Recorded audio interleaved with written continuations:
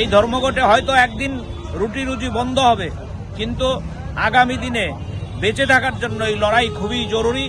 সবাই জানেন আমাদের দেশের শ্রমজীবী মানুষ এবং তাদেরকে সমর্থন করেছে দেশের কৃষক সমাজ, ছাত্র, যুব, নারী, অন্যান্য গণতান্ত্রিক অংশের মানুষ। আগামী 12ই ফেব্রুয়ারি গোটা দেশব্যাপী ধর্মঘটের আহ্বান করা হয়েছে। কেন ধর্মঘট? ধর্মঘট এই কারণে, ভারতবর্ষের স্বাধীনতার পর দেশের শ্রমজীবী মানুষ যে অধিকারগুলো অর্জন করেছিল, এই অধিকারগুলো আজকে দেশের বিজেপি সরকারের হাতে লুণ্ঠিত। আমাদের দেশের বিজেপি সরকার, আপনারা জানেন, আমাদের শ্রমিকদের যে শ্রম আইন ছিল, এই শ্রম আইনগুলোকে সব বাতিল করে দিয়ে 4টি শ্রমকোডের মধ্য দিয়ে আমাদের দেশের শ্রমিক শ্রেণীর উপর ভয়ানক আঘাত নামিয়ে এনেছে। ইতিমধ্যে গোটা দেশে শ্রমকোড লাগু করার জন্য সিদ্ধান্ত করেছে।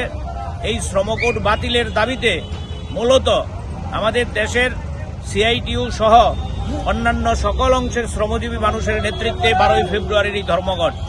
এই ধর্মঘটকে সফল করার জন্য ইতিমধ্যেই সকল অংশের মানুষ রাস্তায় নেমে আওয়াজ তুলেছে।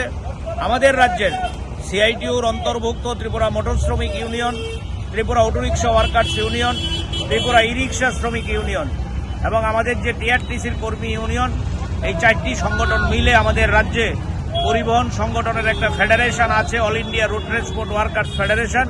এই ফেডারেশনের নেতৃত্বে আজকে আমরা প্রচারে বেরিয়েছি গোটা আগরতলা শহরে।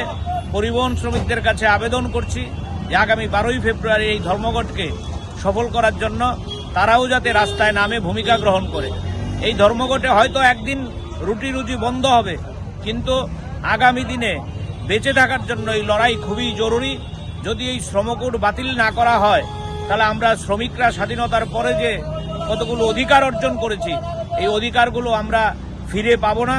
তাই শ্রমিকদের সম্মান, শ্রমিকদের অধিকার, শ্রমিকদের মর্যাদার প্রশ্নেই আমাদের এই ধর্মঘট। আমরা আজকে লক্ষ্য করছেন এই ধর্মঘটের সমর্থনে ফ্লেক্স লাগাচ্ছি, পোস্টার লাগাচ্ছি। আমরা গোটা রাজ্যের পরিবহন শ্রমিক সহ সকল অংশের মানুষের কাছে আবেদন করব তারাও যাতে 12ই ফেব্রুয়ারি এই ধর্মঘটের দিন প্রতিবাদ করে তাদের যানবাহন বন্ধ রেখে বিজেপি সরকারের বিরুদ্ধে ঘৃণা জানিয়ে এই শ্রমকোড প্রত্যাহারের আন্দোলনকে আরো জোরদার করতে পারে। এই আবেদন নিয়েই আজকে আমরা রাস্তায় নেমেছি।